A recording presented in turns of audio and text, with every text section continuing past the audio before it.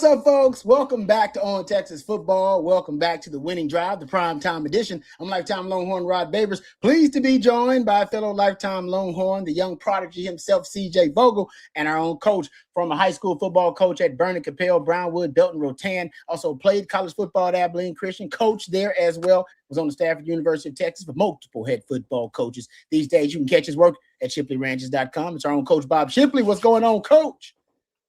Hey, what's up, guys? Just, another week, another end of another week. We're in July. It's crazy, isn't it? It's getting closer and closer, Coach. Getting closer and closer, man. All right. The offseason to me is shrinking, by the way. I just want to throw that out. I feel like the offseason is shrinking because college football is becoming more and more year-round.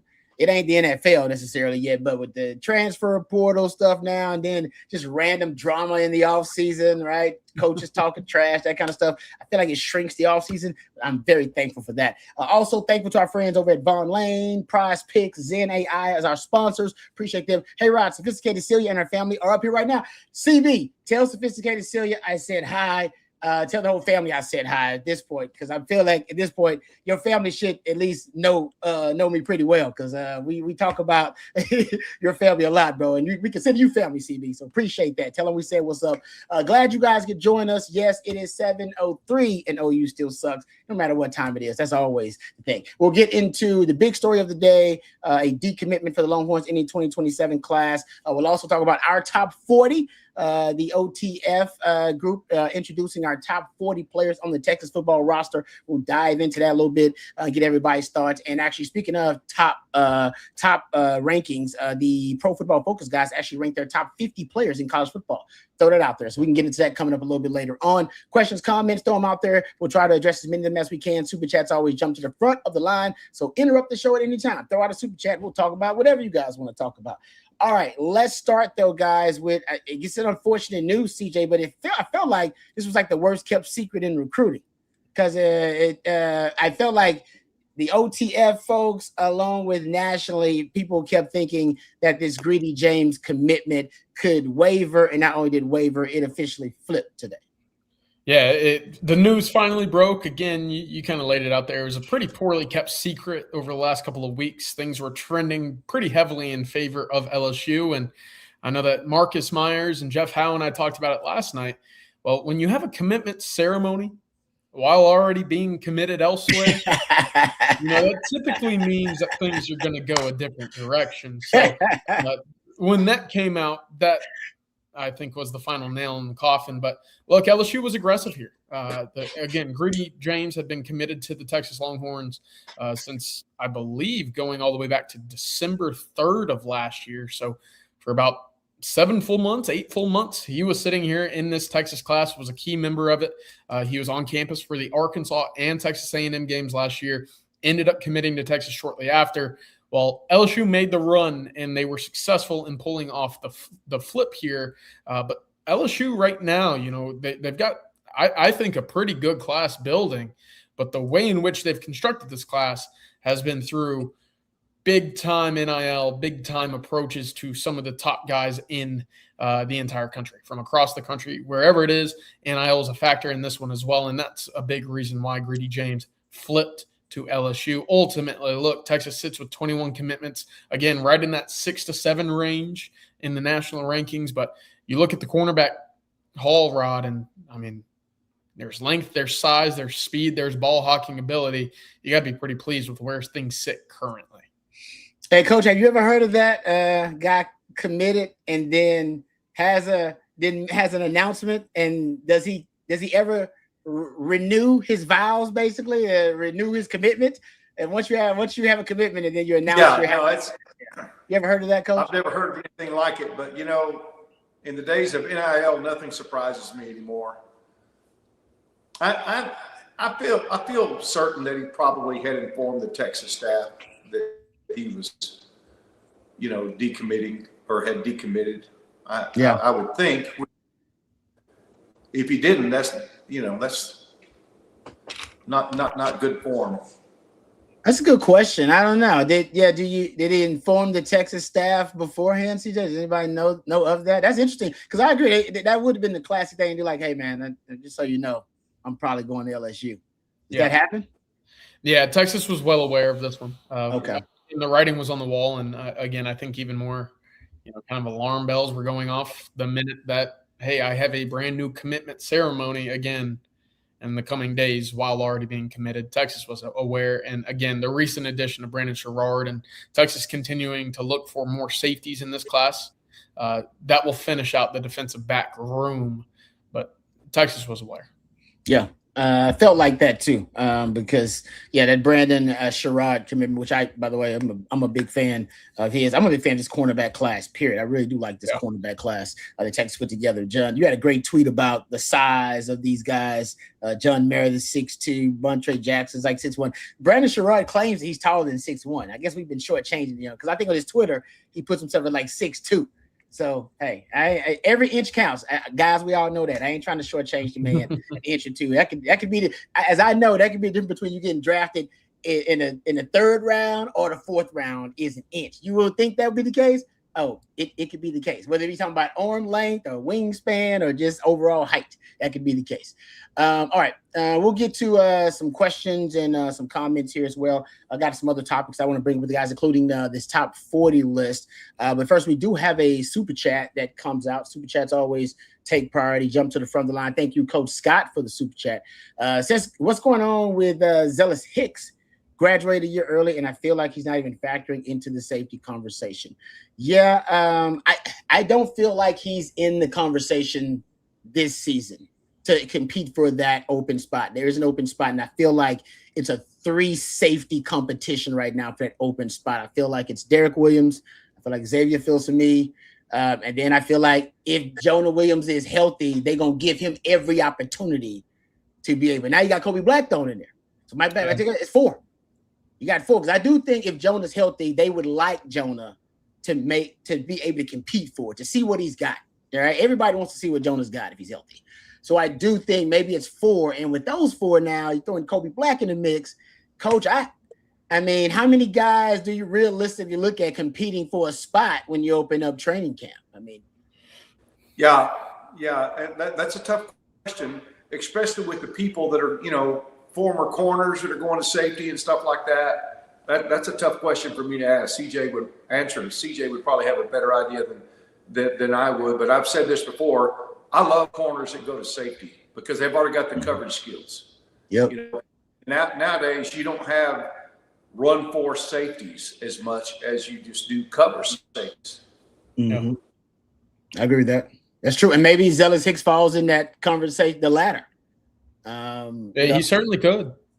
Certainly could. The thing with Zealous again in the spring, if you remember, he was sidelined for quite a while, right? He made a recovery for the last, I think, 2 weeks, but was still in a green jersey. And so when you sit there and you hear Will Muschamp talking about no thud, no play, well, physicality, especially from the safety position, that's pretty important when you're running alleys or having to spin down to the box at times. So for all of those guys, right?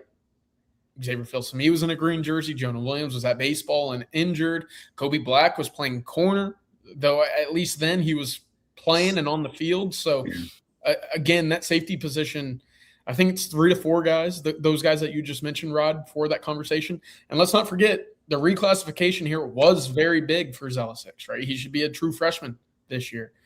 So that's part of the learning curve for him in terms of getting on the field and getting fully mature physically as well. Yeah, no, it's good. And the injury thing, I forgot about that. I actually got a chance to speak to him. I was doing Texas and O's with my man Nick Shuley, and got a chance to speak to Zealous Hicks. So I like him.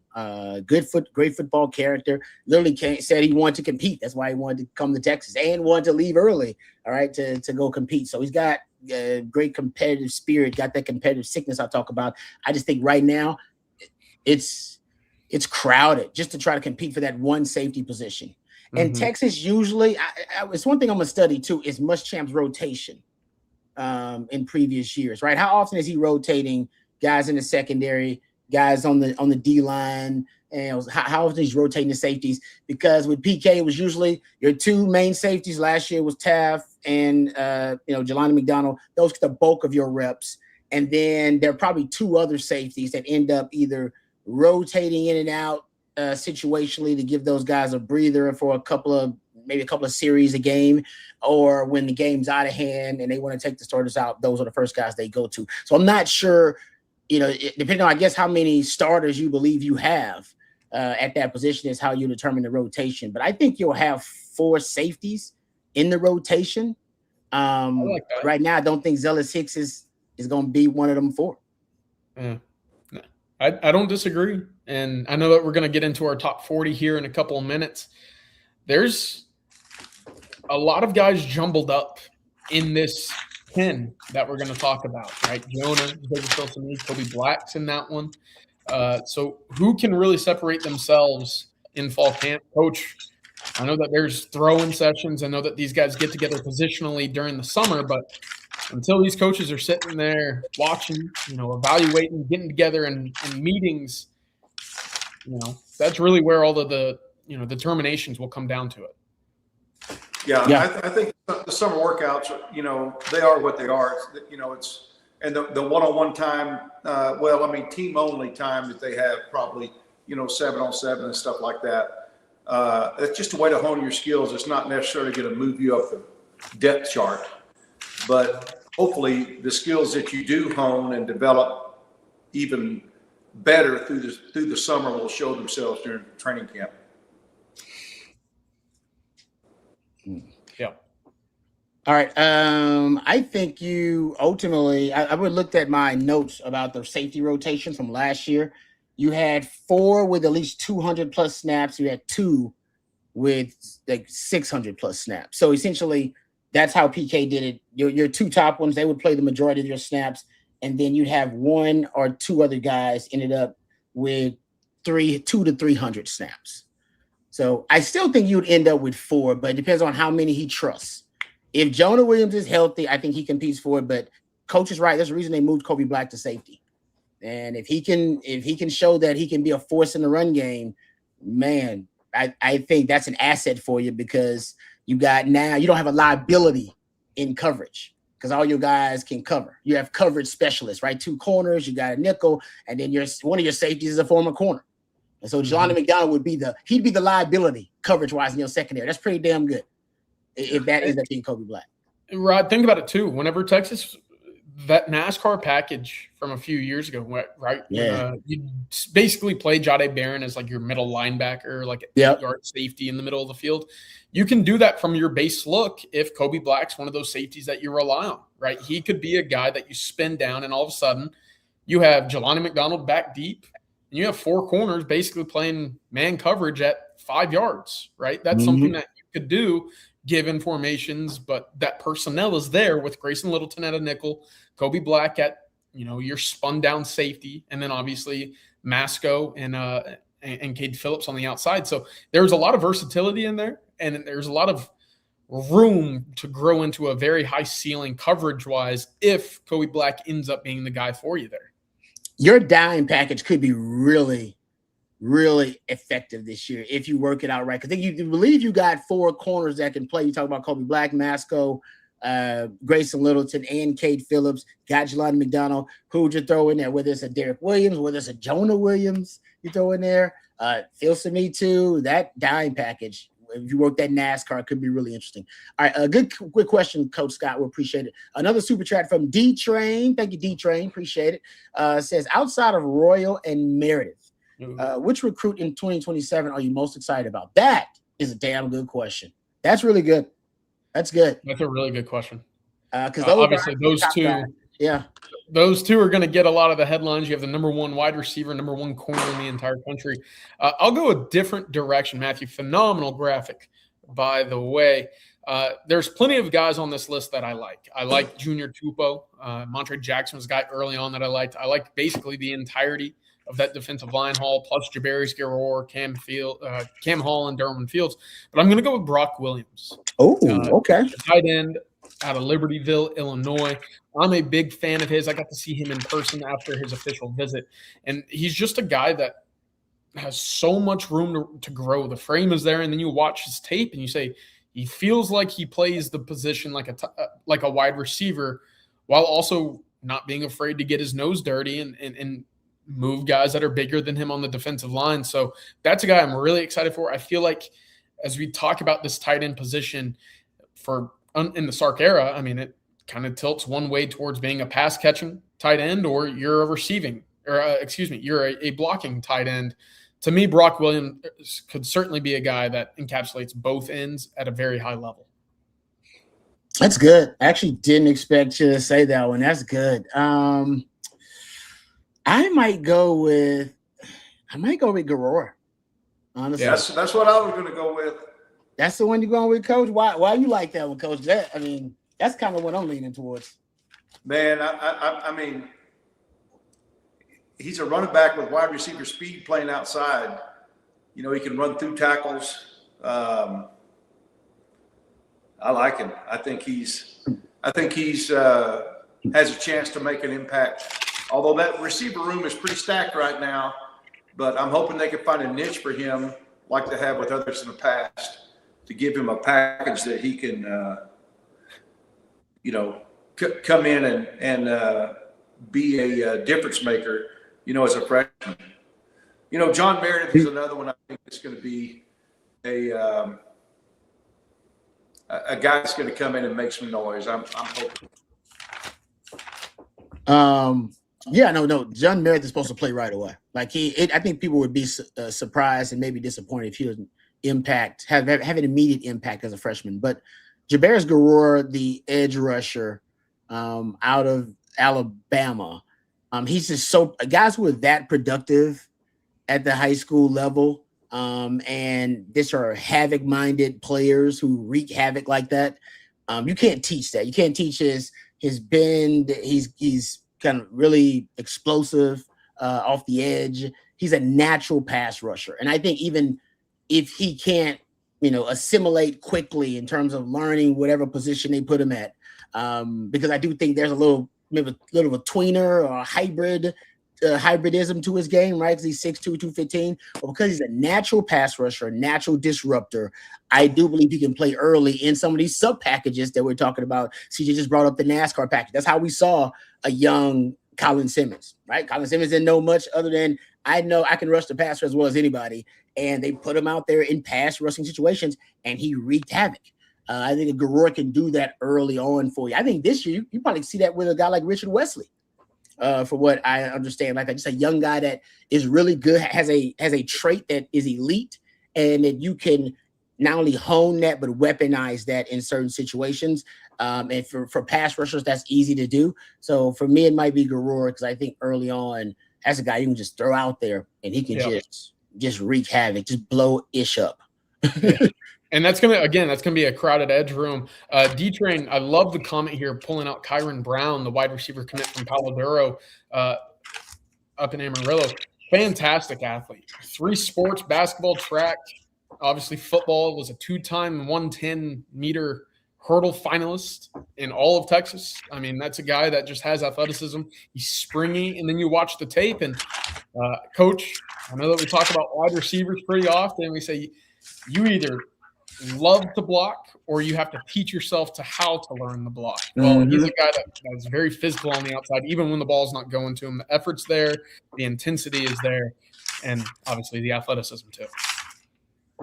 Yeah, I think the competition at receiver, especially for the Texas staff, the Texas roster, is if you don't like blocking, you better learn how to block and develop a appetite for it, because there's so much talent in that room. If you got a guy that's only going to bring, his route running in his hands and no blocking, he can become a liability, for you.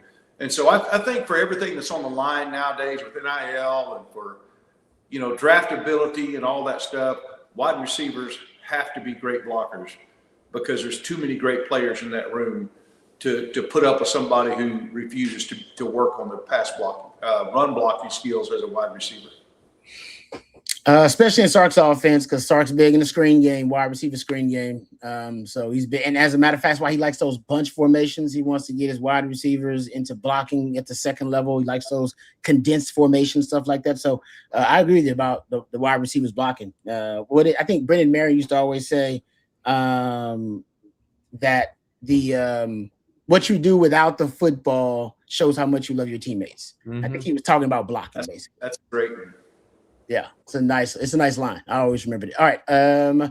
We'll get back to, I know we got some more questions here. We'll get to those. Let's first thank our sponsors. Let's thank our sponsors really quick. We appreciate them, all of our sponsors helping us out these days. We appreciate our friends over at Prize Picks. Let's thank them first. If you're not picking with Prize Picks, folks, you're doing yourself a disservice. Our friends at Prize Picks, they make it so much fun. They make it not only so much fun, but it's so easy to enjoy Prize Picks. And the best way to really jazz up your sports viewing experience these days. What I like about Prize Picks, not only, like I said, it's really, really easy. You're picking more or less on player stats. They make it really simple for you. You can pick your favorite player on your favorite team. You also can, who knows, you can go with something new. You can go with the World Cup. Obviously, a lot of folks interested in that. WNBA, baseball. They even got esports there available too. Whatever you're into, our friends over at Prize Picks is here to make your sports viewing experience just that much better. You can trust your gut, lock it in, or you can do a lot of research. It's pretty much up to you. Our friends at Prize Picks are available in all 50 states, including right here in the great state of Texas. So if you haven't jumped in yet, now is a great time to do it. Download the app, use the code HMA, and play $5, and they'll give you $50 in lineups instantly. That's HMA. 5 gets you 50. Just that simple. And as always, with our friends over at Prize Picks, play smart, play responsibly. Play Prize Picks. We appreciate them. Also, while we're thanking our sponsors, thank our friends over at Zen AI. We got some new sponsors on board. Really, really excited about them. And you should be too, folks, because our friends at Zen AI, they offer you a brand new experience and just a great way to really turn your really any of your sports opinions these days. You can turn those into something really, really cool with our friends from Zen AI. As a matter of fact, I was thinking about getting into it myself a little bit. All right, Zen AI, it's a great new product for you folks this summer. Don't just watch the game, vibecast it, as they call it. It is the home of vibecasting, a new way to capture and share real sports conversations. No studio, no fancy gear. Your phone is the whole setup. It's just that easy. You can argue about who should have took the last shot, what kind of play they should have called. You can hit record, talk it out, and Zen AI will turn that conversation into a sports podcast for you that you can share with clips and reels, even TikToks. An AI producer works behind the scenes, cleaning up the audio, cutting up highlights, and helping you tweak edits just by chatting in plain English. You can go live while the game is on, or you can record your hot takes right after, bring your own co-host, or find another fan in Zen AI's network. This summer, Zen AI is paying new Vibecasters to launch their own sportscast. It's really easy. Humans are the talent. AI is the infrastructure. Zen AI is invite only, so head to zen.ai to join the waitlist. That's zen.ai, or tap the link in our show notes right there. Thank you very much to our friends over at Zen AI for being a new sponsor here at On Texas Football. All right, I want to get to our top 40 list real quick that we are unveiling here at On Texas Football. Now, we're just unveiling, I think, just the 40 through 31, I should think, 40 through 31, I believe what we're unveiling this week. And I think next week, you'll get another 10 until we finish counting down. So over the next 4 weeks, we'll be counting down our top 40 here at On Texas Football. Now, the way it worked is every member of the On Texas Football crew, we all submitted our top 40, individual top 40. And I'm not sure how they did it. Maybe they did it with AI too. But then they averaged out essentially all of our top 40 rankings of the top 40 players on the Texas roster. And essentially you got the composite, if you will, composite consensus, if you will, for our top 40 players on the roster. So we may not all agree exactly, all right, because we probably had different players listed. But just to kind of give you a little quick synopsis, I'm not going to reveal anything other than the 40 through 31, because I don't want to. I know Matthew's got a ways of breaking all this down. But for the top 40 players for Texas, which I think is really cool, I'm not sure if CJ wants to reveal and Coach want to reveal who they had ranked where. You don't have to. All right, we'll just give you our top 40, but here's how it breaks down at ontexasfootball.com. Go check it out. Jordan Coleman was number 40. Like I said, this is the composite. Khalid Lockett was 39. Sterling Burkhalter, the wide receiver, was 38. Xavier Filsaime, 37. KJ Lacey, 36. Connor Robinson, 35. Justin Cryer was 34. Kobe Black, 33. Richard Wesley, 32. Ryan Niblett, 31. All right. Coach, I can see the look on your face. Coach got a look on his face like he disagrees with something. So let me just go real quick over it one more time, just so everybody can get it. Jordan Coleman, 40. Khalid Lockett, 39. Man, wide receiver room is deep. Khalid Lockett, 39. 38. Sterling Barcocker. Xavier Filsaime is 37. KJ Lacey, 36. Connor Robinson, 35. Justin Cryer, 34. Kobe Black, 33. Richard Wesley, 32. And Ryan Niblett, 31. All right, Coach. I saw the look on your face, so I want your hot take first. Thank you very much, Matthew, for the graphic. Man, all I'm going to say is you got one of the best return men in the history of the program, ranked number 31 on your own team. Yeah. Now, I mean, he doesn't have the career return yardage yet, but he proved me wrong. I always thought he was just a guy, but he's very special. And just what he brings to the team in terms of kick returns is impressive enough. But then, the versatility of him being able to line up in the backfield and get, linebackers one-on-one and that kind of stuff. That's the one that stands out to me being maybe not rated as high as he needs to be. That was one of the guys, Coach, that I had the toughest time putting into these rankings because all of the value that he provides in the special forces area, it's undeniable, right? You can't really describe or quantify how much he meant to Texas a year ago, right? From being 13 or 14th in the country by the end of the year, if it weren't for Ryan Niblett, in all actuality, you might have been 7-5 or 6-6, right? He saved you multiple games, and this is where I had, the second or the other side of the coin here is what else can he provide for you? Because, again, being an All-American punt returner, that's fantastic. But there are guys on this list, later in these unveilings that I just felt like there was more impact or they're on the field more. They're giving you more variety. They're more versatile. But undeniably, Ryan Niblett deserves a spot on this list. And I would absolutely sit here and listen to any argument that he should be higher than what he is now. Absolutely. I had him higher on my list. I'll just say that. I had him lower. I won't say exactly where because I don't want to get into all that. I had him higher on my list. I had him because I had the same conversation in my head about I'm with you, CJ. It's like outside of special teams, unremarkable. Like just there's nothing special about Ryan Niblett outside of special teams, but on special teams, he's a Category 5 force of nature. That's right. And he, like you say, he literally won. Yeah, he won you. Yeah, he won you like two and a half games last year. So because of that, I put him higher. I won't say how much I put him higher. Yeah, that's why he ranked higher for me. But when you look at the percentage of plays that he's able to touch the ball in a game, it's pretty small. Yep, agreed. Number, but when he does touch it in the special teams, he's big time. So I understand that argument, and I think there's a lot of legitimacy to that. Connor Robertson, is another guy that probably was a little bit higher than I thought he would be. Okay, so I was the other way around. See? I was the other way around, Coach. And I say that because I didn't have him much higher. I had him at 33. So, again, right in that range. He's probably for everybody right in that 30 to 40 range, if not off the list.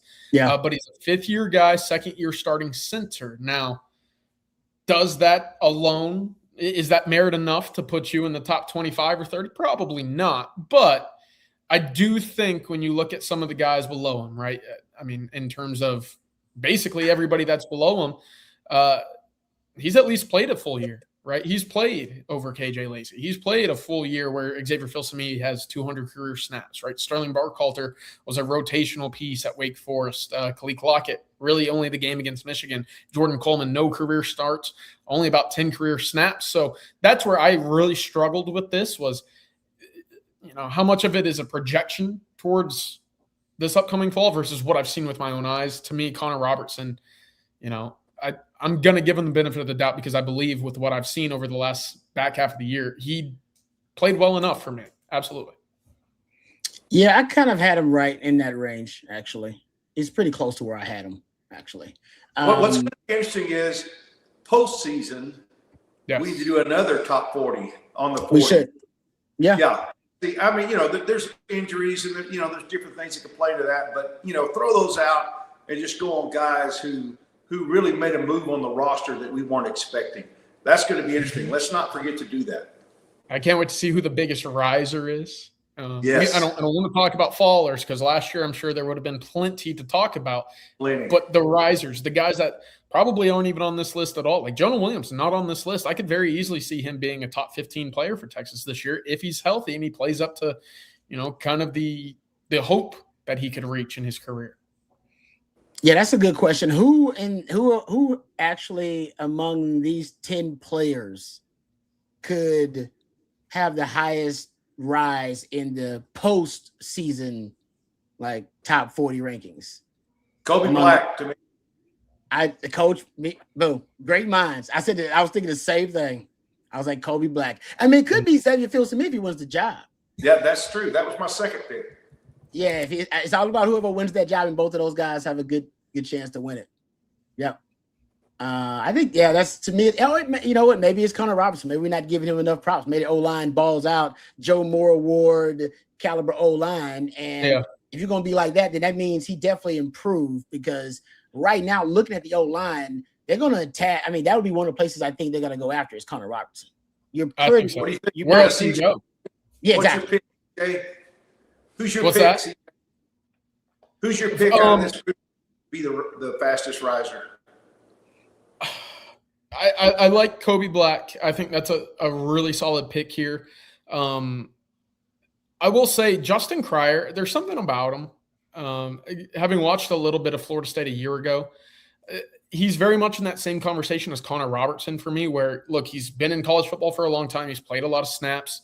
Now that he's not expected to do as much, he's going to be behind Raheem Biles and he's going to be behind Ty Anthony Smith.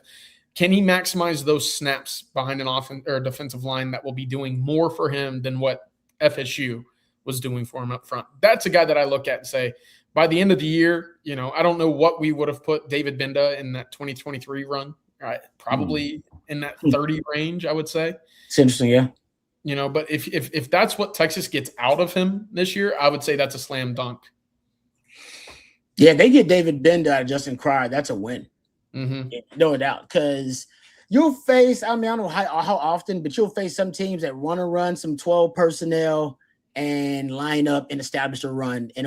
Missouri will be in that conversation. Florida is probably going to be in that conversation. And I think he's your heaviest linebacker, Rod. Yes, exactly. You got light, undersized linebackers, and I do wonder if teams try to play bully ball and they got a good O-line and some good tight ends in the run game and a good running back. Would they decide, you know what, let's just let Justin Cryer on those early downs. Just put him out there on first down, early downs, and see what he can do. It's interesting because that's what they did with Benda, and it was a perfect match for it. Okay, so based on this group, who do we think is going to be left off of this top 40? Because we don't know the top 30 of the top 40, but based on this group of guys, we can probably guess some guys who are going to be left off of this top 40. And I'm thinking there's definitely no Jonah Williams on our top 40, is there? No. Okay. Sorry to spoil it. But, again, only about 75 snaps a year ago. That's what you're basing this off of. Still, I can't help but I just mentioned he might be a guy that ends up being a top 15 or 20 player for you come the end of the year when we do this again. So I hope that's the case. But right now, look, I just don't know what else to base it off of. We haven't seen him play an extended amount of snaps. I would just say this. He made mine. He made mine. But I'm a DB, so I'm a bit biased. So he made mine. But I want to say he was like number 40 or something on mine. So. I like this pick. Yeah, I don't mind it. What else? If he can get on the field, it's a crowded corner room. That's true. I feel like that is a forgotten man who I feel like he has gotten better, but that is a crowded room now. There's no doubt about that. I agree with you. All right. That's the top 40 for at least the 31 through 40 of our top 40, ranking the top 40 best Longhorns on the roster. Honestly, I think it'll look very different at the end of the season. That's the crazy part about it. I think it'll look very different, which should be a really, really good thing. All right, so next week we can get into that a little bit more. If you want more breakdown about it, I believe CJ and Jeff, Hank actually did a really good video breaking down the top 40 rankings on Texas Football's YouTube page. So go check that out too. All right, I want to get to let's get to a couple of questions, and then I want to get to this. Pro Football Focus has a ranking out their top 50 players, talk about where some Longhorns are ranked in that one. And also I want to dive into some of the positional rankings, actually, where the Longhorns are getting a lot of love. First up, though, how about Brandon? Hey, Brandon, what's up, brother? Good to hear from you. Always great to hear from you. OT number one in the OTF fan rankings. If we beat LSU, what do you think with losses will their record be at the end of the regular season? LSU's record at the end of the year, if Texas gets to win at LSU. All right, let me pull up this LSU schedule real quick. LSU big issue I hear fans complaining about it is potentially the O-line. I know they're concerned about the offensive line and whether they're going to be able to protect Sam Leavitt enough. But I think they beat Clemson, La Tech, Ole Miss. That's gonna be a war. Like that's gonna be ugly. I don't know where that's going. That could be 50-50. That's a coin toss. A&M, LSU beat A&M. Yeah. Okay. All right. I like this schedule for them. I mean, that middle stretch is not grueling whatsoever, right? You go from, weeks 5 and on, once you hit October, McNeese, Kentucky, Mississippi State, Auburn, you should go 4-0 and you shouldn't really be tested all too much, right? That's not as grueling as nearly anybody else in the country. Now that back half, those final 3 games, home and home against Alabama and Texas, those will be tests, right? Mm-hmm. But, you go back on the road against Tennessee, at Arkansas. Those are 2 teams that I think Tennessee has talent. I don't know if they have a quarterback. Arkansas, I think they might have a quarterback, but I don't think they have talent. So I think this is a pretty favorable schedule for LSU, and I don't think it's something that they'll go undefeated with. But I would be shocked if they had more than 3 losses, probably. Well, that 2 of the road games are against teams that Lane Kiffin used to coach, Ole Miss and Tennessee. It's going to be crazy. It's going to be crazy. Crazy, those 2 games. Yeah. No, you're right about that, Coach. That's going to be wild. But hey, I think Lane Kiffin to me is a guy that's not fazed by that stuff. I might be wrong, but I see him having some extra juice in those games. Dialing up some stuff that you haven't seen yet. That's a good point. You got some tricks up your sleeve. Lane always does in these games, just like Sark does. I will say this: what a year to be an LSU season ticket holder. Yeah. Clemson, Texas A&M, Texas, and Alabama. Whew. That's sexy. Whew. You're right. No, I'm with Coach. I hadn't thought about that. That forgot all about that Tennessee thing. Man, so many fan bases that hate Lane Kiffin, and they put them all on the schedule for him to travel to. I'm going to say, but you can't. Listen, I'm going to say you definitely got 2 losses on the schedule. They get 3, they're not going to make it into the college football playoff. Texas is going to be one of them. That Ole Miss, man. At Ole Miss is that's tough. That's going to be tough for them. That really is. If I had to guess 2, it would be that at Ole Miss and versus Texas as the 2 most likely losses, in my opinion. That Alabama one's going to be. That's going to be trouble too. Yeah, anytime those 2 teams get together, regardless, there's always going to be so much talent on the field that, anything could really happen in that game, I think. But Lane Kiffin with LSU talent is something to consider because he's anytime Lane Kiffin is the best play designer, architect for explosive plays in college football. He is. If you go look at 15+ yard plays generated since 2021, Ole Miss leads the country. 905 explosive plays in that time span. Matter of fact, you go look at the next closest will be Oregon with 842. Like that's how explosive his offenses are. If you go look at coaches, play calling coaches or play callers who are able to have an offense that generates 20+ yard plays, and like how often they've had a top 10 offense generating 20+ yard plays. Lane Kiffin, 6 out of the last 7 years. He's had an offense top 10 in generating 20+ yard plays. It don't matter where he goes. Different plays programs, different quarterbacks, that dude will dial up explosive plays as good as anybody. And I think at LSU, he'll have the talent to be able to do so. So that'll happen. The question is, will they be efficient enough offensively? And I actually really like the defense too. So the offensive line for LSU is going to determine a lot. Sam Levitt can run. He's one of the best scrambling quarterbacks in college football too. So he'll give them a little margin for error, but they don't have the O-line to at least give them a running game or run game identity, or at least be able to protect Sam Levitt so you can generate some of those chunky yardage passes down the field.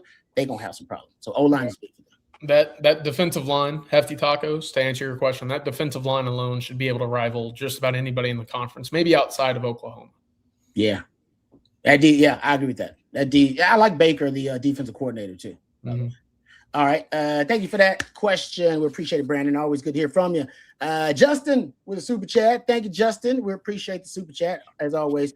Says, Coach, for you, who was your favorite player you helped recruit? Oh, that's a good question. And then CJ, favorite recruit you have covered? Oh, I like both of these questions. Coach, you first. Who's the favorite player you helped recruit? Just one of the guys I had the best relationship, and he's one of the best guys, is Joseph Osai. He was a great player, but he was a great teammate, great family, very high expectations in that household. And I had a good relationship with his father, and his mother, and his siblings.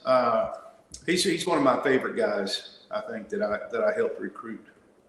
I like that one. It's a good one. It's a great one. He's ended up having a heck of an NFL career as well. Mm-hmm. Favorite recruit, I mean, Anthony Hill's always up there for me. I mean, anytime I was up at Denton Ryan pretty often. I saw a number of his games in high school. I mean, anytime that you got to see him, he basically flag planted a ball carrier every time. I mean, he was just that powerful, that athletic. And he was always in a good mood. I mean, we've got to cover him for 3 years pretty extensively here at OTF. And I mean, always smiling, always joking. But when it's time to get down to it, I mean, he's a serious guy, and he'll let you know, he'll talk. He'll, that competitive energy is high. I'll say that. I guess that's as synonymous as you can get to, he can trash talk like crazy. So I always appreciated that with Anthony Hill too. Yes, he was good as an interview. He was a good interview too. You're right. One of them that's right up there with Joseph Osai, for me, was Bijan Robinson. He was all class. His grandfather and his family were great people. We went out, had a kind of a tour boat that we had rented. We went out on Town Lake, and he's class all the way, man. Class all the way. Yeah, that guy's class all the way. No ego. Yeah, Tim Beck recruited him, and he did a great job recruiting him. Yeah, he has no ego. Basically, we didn't find out we was mispronouncing his name until he left. And we're like, dude, you're one of the all-time greatest running backs in history of Texas football. You should tell us how to pronounce your name correctly. But you never ego about stuff like that. Like Bijan is a very selfless player in person. All right. Good. Thanks for that question. That was a great question, by the way, Justin. Appreciate that one. Rocky P's up next with a super chat. Thank you very much, Rocky P. Says, do you see any of the safeties rolling down to linebacker like Overshown? CJ, Sincere is so screwed. It's absolute trash, but so addicting. Are you talking about Love Island? Is that what we're talking about? Rod, man. I'm surprised I got the reference. That's how I know. Yeah, I shouldn't have gotten that reference. Are you watching it now, CJ? Coach, are you watching Love Island? No. Okay. Yeah, you're watching the World Cup, obviously. That's what's on. Oh man. But no, hey, I was just going to say, you talking about safeties, are the days of the big physical safeties that are run support guys kind of falling in with the old fullbacks? The game is changing, and there's not as much opportunity for those guys as there was for fullbacks. You see fullbacks, going to H-back and stuff like that. You see safeties going to linebacker. I see a little correlation there. Maybe you're always going to have physical safeties at some point, but against today's offenses, I think those days of the big physical safeties are are gone for a while as the game evolves. I think so, Coach, and I think a lot of that stems from if you're 6'2 and a half, 6'3 safety, well, coaches will sit there and say, we want you at 210, 215 pounds, but what if we add another 15 and we spin you down in the box for 40 snaps, right? And then all of a sudden you're just a full-on linebacker. And look, for Jonah Williams, I think that was a part of the conversation Texas had very early in his recruitment, that he said, hey, I want nothing to do with playing linebacker, right? Any school that's recruiting right now, I don't like that. I like playing back deep. I like playing center field. Obviously, the Kyle Hamilton comparisons were something that were made pretty often with him coming out of high school. But you sit there and you saw the success with DeMarvion Overshone, and you just can't help but think, hey, what if we just did it again with a guy with that length and size, and just build the frame up, but maintain, the athleticism and the speed. So I'm with you, Coach. It's, I don't want to say a dying breed, but certainly in the state of Texas for a while it was.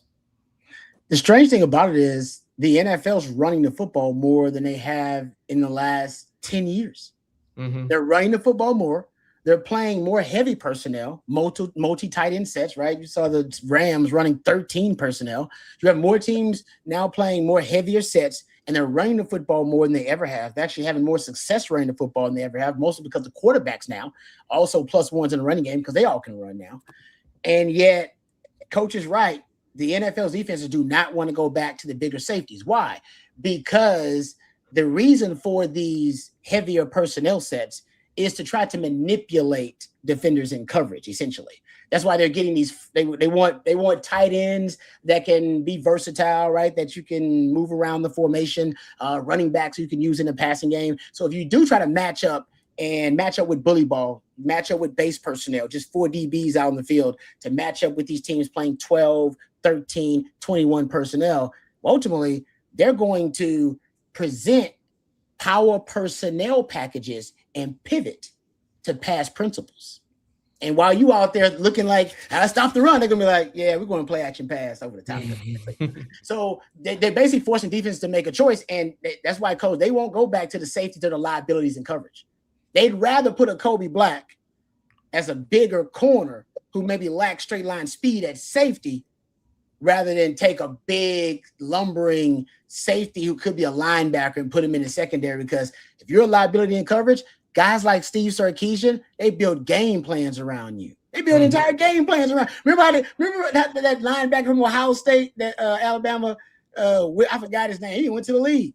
Man, they exposed that dude in coverage so much against Alabama. They had him lined up against wide receivers. So I was like, what? Excellent. So you can't, that's why you can't have them big lumbering guys out there in the secondary, man. They're eating alive.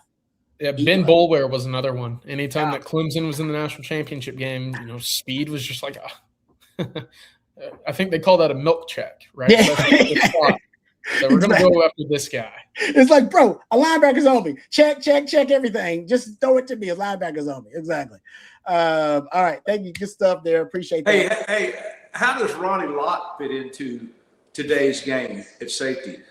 How does Jack Tatum fit in today? Probably suspended, Coach, because of targeting. That's right. He'll probably be suspended because of targeting. Yeah. That's probably right. He's probably right about that, actually. Yeah, he's probably right about that. I do think the Hall of Famers, the all-time greats, like I think they would have adapted to the modern game, but they didn't have to. Like you said, Coach, they're going against fullbacks. They had a certain mentality they had to play with back then. But I remember those guys. I remember the Steve Atwaters, Chuck Cecils. I grew up watching those. Larry Wilson with the Cardinals. Yeah, guys who play with safeties with neck rolls, guys. Safeties with neck rolls. The last of that kind was probably Cam Chancellor. Oh yeah, of the modern game. I mean, that was a modern version. You're right. That was. You had Dawkins. You had Reed. Remember Jamal Adams? He became that. When Jamal Adams became that, basically a linebacker. They spun him down right. I mean, he was a 5'11" safety playing basically a spun down outside linebacker. Yeah, right? Exactly. Yeah, that's a good point. So, that's the last of those guys. Yeah. All right. Last super chat here. I think we got from D-Train. D-Train, what's up? Appreciate the super chat. Says 250 years. Happy 4th to the best fan base and greatest sports journalists in the business. Thank you very much, D-Train. Yeah, man. I can't wait for the 4th. It should be a special 4th for every American out there because celebrating 250 years, the greatest country the world's ever known. Beautiful thing. Beautiful thing. USA. Oh, yeah. And USA still in it. That's even better. It would have sucked actually if USA wouldn't be. I didn't think about that. I'm glad I didn't think about it, but yeah, USA is still in it. So that should be pretty fun 4th of July for everybody out there. But hey, I want to add one thing here. Just pray for our country for this Saturday, that no idiots try to do something to sabotage the 200th birthday of our country. Yep, absolutely, Coach. Yeah, great point, Coach. No doubt about that. All right, before I know we're gonna get wrapped up here. Let's thank our last sponsor, our friends over at Bond Lane, really quickly, and then we'll answer a couple of more questions and then jump out of here. Thank you to our friends at Bond Lane. We appreciate them, and you will as well, folks. Our friends at Bond Lane do a great job of providing a first-class travel experience on the ground. A lot of you out there still driving yourself in between these major Texas cities or just in the region in general for business purposes to go visit family. That can be stressful, can be dangerous as well. You got to deal with road rage and traffic, and you arrive there, you're jet lagged and tired. Then you got the round trip to worry about. And if you're flying, well, that can be stressful as too, right? You got to deal with delayed flights and you deal with security checks and deal with TSA lines. You won't have to worry about that stuff with our friends over at Von Lane. They deliver a first-class travel experience on the ground. As I said, you board in minutes at a private hotel terminal, settle into one of just 22 oversized leather seats. You enjoy complimentary Wi-Fi, snacks, beverages, and hot towel service on every trip. On select departures, they even have complimentary meals as well. They've actually upgraded their internet with Starlink, so now it's faster and more reliable. Von Lane serves Austin, Dallas, Houston, San Antonio, Fort Worth, Plano, the Woodlands, Nashville, Memphis, Atlanta, and Knoxville. And if you're traveling with a team, you can charter your own Von Lane coach and design the trip from pick up to drop off. Visit vonlane.com. That's VONLANE.com. And if it's your first time riding, use the code OTF26 at checkout to receive $20 off your first ride with Von Lane. That's Von Lane, your private jet on wheels. They've also got upgraded routes from Houston, the Woodlands, to Austin. So if you're thinking about making those game day weekend trips, think about Von Lane. It'll save you the stress of worrying about traffic and parking and all that stuff. You just you'll arrive there in style, refreshed, and ready to root on your Longhorn. So check them out at vonlane.com. All right. Let's get back to a couple of questions before we get out of here. How about this one from Marco? Says, how much of an influence does Becton have regarding giving players more of a shot in preseason camp based on how hard they work during some workouts? That is a good question. That is a great question, Marco, honestly. I don't coach actually probably knows more about that.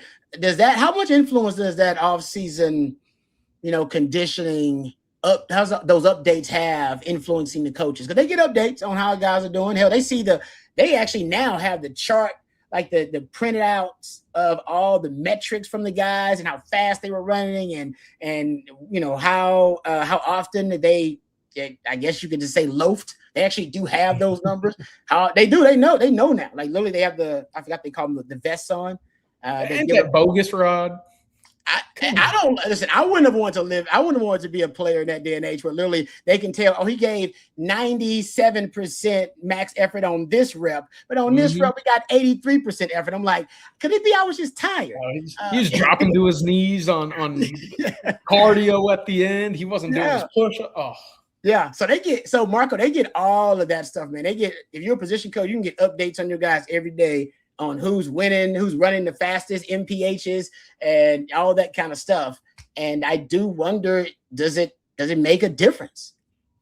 Coach, what do you think? Does it make a difference? Say you got a guy that's killing it in the summer workouts, just winning all the drills and getting better. Does it influence what you think about that young man? I think it does influence reps in training camp. It gives you an opportunity that you might not have otherwise had because your work ethic and your heart and all the things you're putting into this will earn you a chance to get some more reps. Now, whether you can produce on the field against, the top players, against the first team, that's what will ultimately determine, I think, once you come around to games, who's going to have that opportunity. But it certainly gives you an opportunity in training camp to show what you can do because you've earned that. Yeah, good point. Good question there, Marco. Appreciate that one. How about this one? How many from Jason? How many high school recruits do y'all think Texas will end up already over 20, which is a bit ahead of where the Horns usually are this time of year? Thank you, Jason. Yeah, I think they end up in that 25 to 27 range, right in there. Texas, again, in a great spot, 20 at the first 2 days of July is ahead of schedule, but the calendar is sped up a little bit. It's been moving a little faster over the last few years. So Texas in a good spot, and they'll have plenty of room to fill out with a potential Ishmael Kamara, Monsoon Sales, Landon Williams-Callis. Those are kind of the three big fish currently. And, of course, as we've seen over the last few years, flips and late senior evaluations are going to be a piece of the puzzle as well. They have plenty of room to maneuver, especially now with the 105 scholarships being in place. All right. Good stuff there. Appreciate that one. How about this one before we get out of here? This one is from this is from Tom. It says, in your opinion, who has the best projected defensive back room on Texas' schedule? That is a good question. Best defensive back room. Ohio State. Is it Ohio State? They lose a lot. They lost Davis and Igmanosin to the draft. They obviously lost Caleb Downs to the draft. But I think Jalen McClain is unbelievable. They've gone to the portal. They added another really talented safety whose name eludes me at the moment. But Devin Sanchez, if you remember that name coming out of North Shore. H-Town. Yeah. Yep. That is a kid that they have really high hopes for. And again, I think when you look back to last year, Caleb Downs gets all of the publicity, all of the hype from that group, and deservedly so. He was a top 15 pick to the Cowboys. But Jalen McClain, man, I think that kid is unbelievable. I think he's a top 2-round pick, just like Jelon McDonald is. And then you add in a surefire cornerback one with Devin Sanchez. I think Ohio State's going to be in a really, really good spot once again. I will say I was looking at shout out to our friends at Preferred Walk-Ons. These are basically it's Max Chadwick, I believe, and Dalton Wazerman. They used to work at PFF, and now PFF laid off a lot of people. So they started their own thing covering college football, and they've been ranking the secondaries, linebacking cores, and D-lines. Just shout out. They got Texas secondary ranked as the 9th best secondary. They did have Ohio State 10th, and then they had LSU 7th. So maybe it's LSU or Ohio State, depending on which one you want to look at there. Just to give you a little heads up, though, they had Texas D-line 5th. They had Texas secondary 9th. And they had Texas linebackers 8th on this list. Throwing it out there.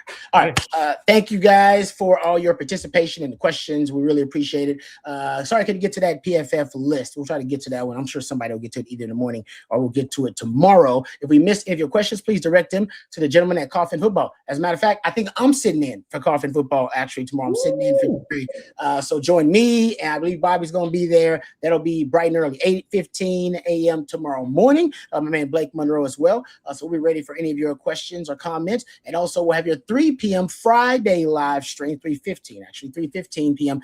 Friday live stream. That'll be myself and Jerry Hamilton. Thanks again. Thanks to you too. Yes, OU Sucks. Appreciate you guys as well.